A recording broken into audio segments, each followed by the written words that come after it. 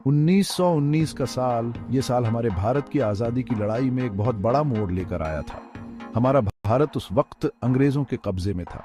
अंग्रेज़ हमारे देश का भला बुरा करके यहाँ के संसाधनों का जमकर फायदा उठा रहे थे और हम पर हुकूमत कर रहे थे। लेकिन इस सब के बीच हमारे देश के लोगों के दिलों में आज़ादी की लौ भी धीरे धीरे तेज हो रही थी। सबको अपने राज का सपना दिखने लगा था। पहला विश्व युद्ध खत्म हो चुका था और हमें उम्मीद थी कि अब हमें भी और अधिकार मिलेंगे। लेकिन अंग्रेज सरकार की नीतियों ने हमारी सारी उम्मीदों पर पानी फेर दिया। लॉर्ड चेम्सफोर्ड के नेतृत्व वाली ब्रिटिश सरकार भारत में बढ़ते राष्ट्रवाद से डरी हुई थी। उन्हें डर था कि कहीं युद्ध के बाद विद्रोह न हो जाए, और इसी डर से उन्होंने रॉलेट एक्ट नाम का एक कानून बना डाला। इस कानून ने अंग्रेजों को इतनी ताकत दे दी कि वो किसी को भी शक के बिना में गिरफ्तार कर सकते थे। बस शक होना चाहिए था कि वो आज़ादी के लिए लड़ना चाहता है। रॉलेट एक्ट का पूरे भारत में विरोध हुआ। इसे लोगों की आज़ादी छीनने वाला काला कानून माना गया। इससे भारतीय लोगों के दिलों में असंतोष की आग और भड़क गई, और ऐसे में एक ऐसा तूफान आने वाला था जो इतिहास के पन्नों में हमेशा के लिए दर्ज हो जाएगा। 1919 में पास हुआ रॉलेट एक्ट। यह कानून भारत के लोगों के जख्मों पर नमक छिड़कने जैसा था। इसका नाम सर सिडनी रॉलेट के नाम पर रखा गया था, जो एक ब्रिटिश जज थे और जिन्होंने इस कानून का मसौदा तैयार करने वाली समिति का नेतृत्व किया था। इस कानून ने अंग्रेज सरकार को यह ताकत दी कि वो बिना किसी मुकदमे के, बिना किसी सबूत के किसी को भी जेल में डाल सकते हैं अगर उन्हें शक है कि वो आज़ादी की लड़ाई में शामिल है। यह कानून इतना ज्यादा गलत था कि पूरा हिंदुस्तान इसके खिलाफ उठ खड़ा हुआ। भारतीयों ने इसे अपने बुनियादी अधिकारों पर हमला माना। इस एक्ट के खिलाफ पूरे देश में विरोध प्रदर्शन होने लगे। महात्मा गांधी, जो दक्षिण अफ्रीका में सत्याग्रह आंदोलन का नेतृत्व करके अभी अभी भारत लौटे थे, उन्होंने इस कानून के खिलाफ देशव्यापी हड़ताल का आह्वान किया। यह हड़ताल 6 अप्रैल 1919 को हुई और इसमें लाखों लोग शामिल हुए। ब्रिटिश सरकार ने इस विरोध को दबाने के लिए जोर जबरदस्ती का रास्ता अपनाया। उन्होंने भीड़ को तितर बितर करने के लिए लाठियां चलाईं और गोलियां भी चलाईं। उन्होंने स्वतंत्रता आंदोलन के कई बड़े नेताओं को गिरफ्तार कर लिया।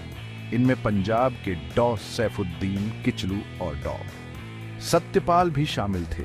इन गिरफ्तारियों ने लोगों के गुस्से को और भड़का दिया और यहीं से जलियांवाला बाग में होने वाले उस भयानक नरसंहार की नींव पड़ी।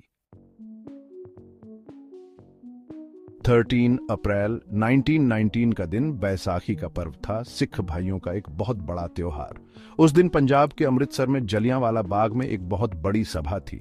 बैसाखी फसल का त्योहार है जो बहुत धूमधाम और कहुशी से मनाया जाता है। आसपास के गांवों और कस्बों से भी लोग अमृतसर में मेला देखने और त्योहार मनाने आए थे। हजारों लोग, जिन्हें इस बात की खबर नहीं थी कि अंग्रेज सरकार ने सभा करने पर रोक लगा दी है, जलियांवाला बाग में इकट्ठा हो रहे थे। जलियांवाला बाग चारों तरफ से बंद एक बगीचा था जिसके कुछ ही रास्ते बाहर निकलने के लिए थे। ये जगह लोगों के इकट्ठा होने के लिए बहुत मशहूर थी। लोग वहां रॉलेट एक्ट और अपने नेताओं की गिरफ्तारी का विरोध करने के लिए इकट्ठा हुए थे। हर तरफ गुस्सा और अंग्रेजों के खिलाफ रोष साफ दिख रहा था।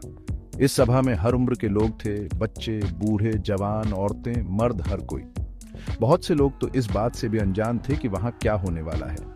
वो तो बस त्योहार मनाने आए थे, लेकिन किस्मत को कुछ और ही मंजूर था। यहाँ एक ऐसा कांड होने वाला था जो भारत के इतिहास को हमेशा के लिए बदल देगा।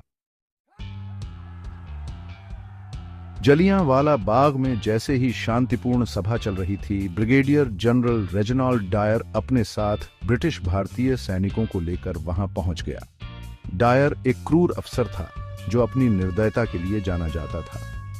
उसे अमृतसर में शांति बनाए रखने का काम सौंपा गया था, जहां पिछले कुछ दिनों से अशांति का माहौल था।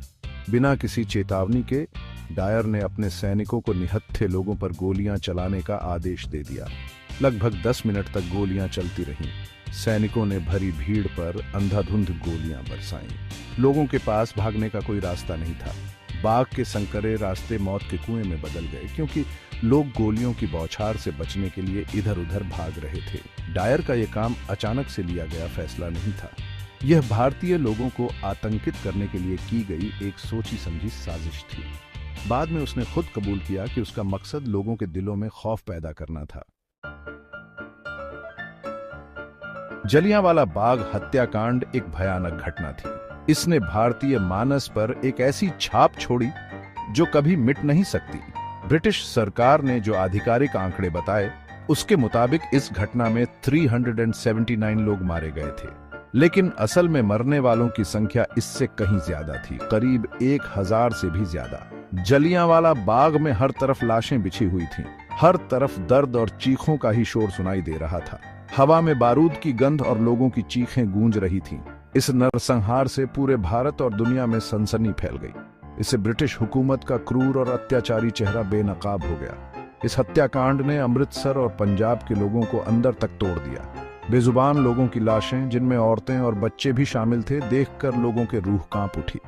ये नरसंहार ब्रिटिश क्रूरता का प्रतीक और भारतीय राष्ट्रवादियों के लिए एक जुझारू नारा बन गया। जलियांवाला बाग हत्याकांड की खबर जंगल की आग की तरह पूरी दुनिया में फैल गई। इस घटना की हर तरफ निंदा हुई, यहां तक कि खुद ब्रिटेन में भी बहुत से लोगों ने इसका विरोध किया। इस हत्याकांड ने ब्रिटिश साम्राज्य की छवि को धूमिल कर दिया। इससे उनके नैतिक अधिकार पर ही सवाल उठने लगे। ब्रिटिश सरकार पर इस घटना की जांच के लिए एक कमीशन बनाने का दबाव बनाया गया। इस कमीशन का नेतृत्व लॉर्ड हंटर ने किया। हंटर कमीशन ने डायर के कामों की आलोचना तो की, लेकिन कोई ऐसा फैसला नहीं सुनाया जिससे भारतीय लोगों को इंसाफ मिलता। इससे भारतीय लोगों का गुस्सा और बीआर अच गया। यह नरसंहार दुनिया भर में ब्रिटिश राज की आलोचना का केंद्र बिंदु बन गया। इसने दुनिया भर में भारतीय स्वतंत्रता आंदोलन को समर्थन दिलाने में महत्वपूर्ण भूमिका निभाई। इस हत्याकांड ने दुनिया को ब्रिटिश साम्राज्यवाद का असली चेहरा दिखा दिया। जलियांवाला बाग हत्याकांड भारतीय स्वतंत्रता आंदोलन में एक बहुत बड़ा मोड़ साबित हुआ। इस घटना ने भारतीयों के मन में बैठे उस भ्रम को तोड़ दिया कि शांतिपूर्ण तरीकों से स्वराज हासिल किया जा सकता है। इस हत्याकांड ने भारतीयों की एक पूरी पीढ़ी को जगा दिया।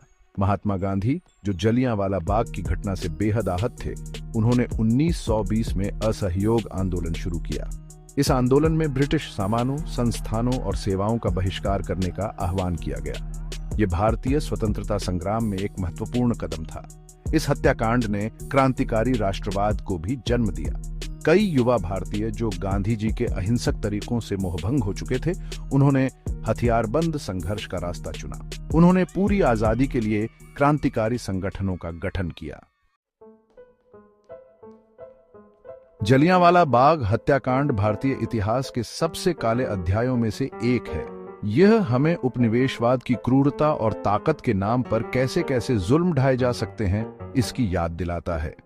हत्याकांड वाली जगह जलियांवाला बाग को अब एक राष्ट्रीय स्मारक में बदल दिया गया है। यह उन लोगों के बलिदान का प्रतीक है जिन्होंने भारत की आजादी के लिए अपना जीवन न्योछावर कर दिया। यह हमें नागरिक स्वतंत्रता की रक्षा करने और हर तरह के अत्याचार का विरोध करने की याद दिलाता है। जलियांवाला बाग की यादें आज भी भारत में भावुक कर देती हैं। यह उपनिवेशवादी अत्याचार और मुश्किलों के बावजूद मानव भावना की अदम्य शक्ति का प्रतीक है। जलियांवाला बाग हत्याकांड एक बहुत बड़ी त्रासदी थी। यह उपनिवेशवादी अहंकार, नस्लीय भेदभाव और मानव जीवन के प्रति बेहिसाब उपेक्षा का परिणाम था। इस हत्याकांड ने ब्रिटिश दावों की पोल खोल दी कि वो भारत को सभ्य बनाने आए थे। जलियांवाला बाग की विरासत बहुत जटिल है। यह नुकसान, पीड़ा और बलिदान की कहानी है। ये साथ ही साहस, धीरज और अपनी आजादी के लिए लड़ते एक राष्ट्र की अदम्य भावना की कहानी भी है। जलियांवाला बाग को याद करना सिर्फ अतीत को याद करना नहीं है, यह इतिहास की गलतियों से सीखने और यह सुनिश्चित करने के बारे में है कि ऐसी क्रूरता फिर कभी न दोहराई जाए। इस हत्याकांड के पीड़ितों को हम सबसे बड़ी श्रद्धांजलि तब दे सकते हैं जब हम एक ऐसी दुनिया बनाने की कोशिश करें जहां न्याय, समानता और मानव गरिमा कायम